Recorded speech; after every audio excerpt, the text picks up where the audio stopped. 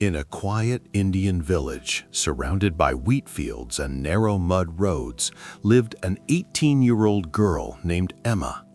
She shared a small clay-walled house with her mother near the village pond.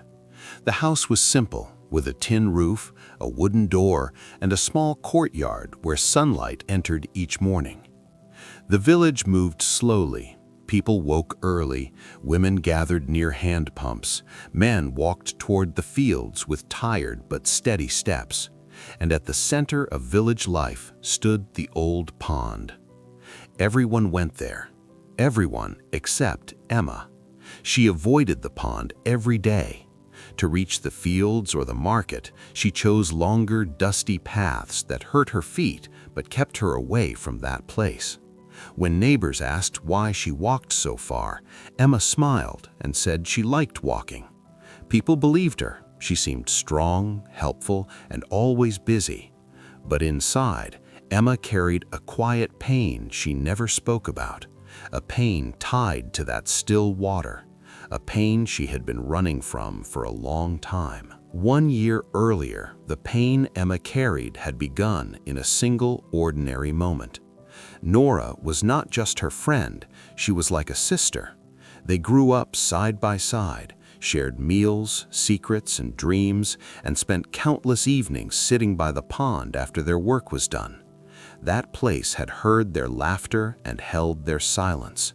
It felt safe. It felt like home. Then, one evening, something small turned into something heavy. Emma and Nora argued over something that did not truly matter. Harsh words were spoken. Pride rose faster than understanding. Emma walked away in anger, telling herself she would return later and say sorry. She believed there would be time, but that night, Nora suddenly fell ill. By morning, she was gone. No goodbye, no final conversation, no chance to take back words that should never have been spoken. The guilt did not arrive loudly. It settled quietly in Emma's heart, growing heavier with each passing day. From that moment, the pond stopped being a place of comfort and became a place of regret. Emma never said sorry, and that unfinished moment stayed with her, shaping every step she took afterward. If you have ever carried words you never got to say, stay with this story. You are not alone. After Nora's death, Emma made a quiet promise to herself without ever speaking it aloud. She would never feel that pain again. And so she began to run from it. She avoided the pond. She avoided long moments of silence. She avoided being alone with her thoughts. From morning until night, Emma kept herself busy. She helped neighbors with their chores, volunteered whenever someone asked, and laughed louder than before. People admired her strength and said she had moved on. But strength was not what Emma felt inside. When the village grew quiet at night and the house fell still, the memories returned without warning. Laughter from the past echoed in her mind. Words left unsaid rose in the dark. Her chest felt heavy, and sleep came slowly. She told herself she was fine. She told herself she was strong, but the sadness she carried had never left.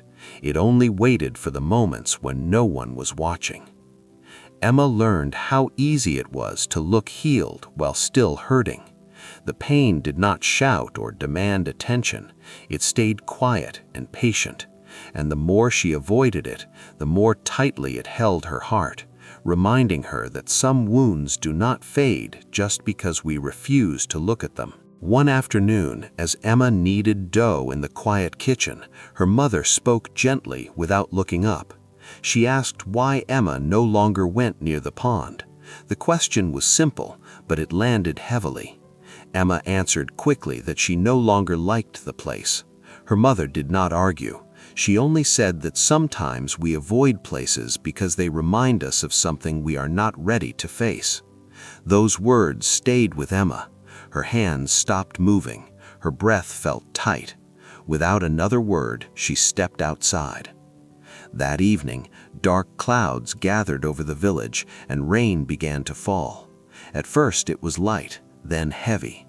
Emma took shelter under a tree, waiting for it to pass. The smell of wet earth filled the air, and the ground turned slippery beneath her feet.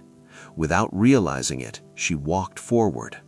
When she looked up, her heart froze. She was standing beside the pond. For a moment, she wanted to turn back, but the rain blocked the path and there was nowhere else to go.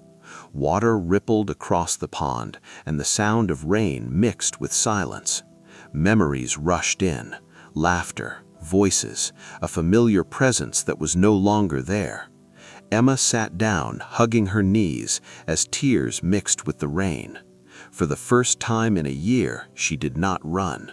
She admitted her anger, her pride, and her regret. The pain did not disappear, but it softened. In facing it, she felt the first quiet breath of healing. After that night, something inside Emma slowly shifted. The pain did not leave her, but it no longer chased her away.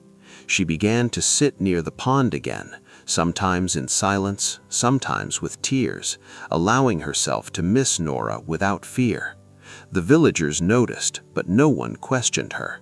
They understood that healing has its own time. Emma learned new words in those quiet evenings: forgive, accept, courage, lesson. She realized pain was not a punishment sent to break her. It was a reminder to feel deeply, to learn honestly, and to grow gently. One evening, as the sun set and the water reflected soft orange light, Emma closed her eyes and whispered that she forgave herself. In that moment, the weight on her chest felt lighter. This is a fictional story, but its message is real. Running from pain keeps it alive. Facing it gives space for healing. If you are avoiding something that hurts, pause and breathe. Sit with it, listen, and when you are ready, take one small step forward. If this story touched you, like, share, and subscribe for more stories that heal and inspire.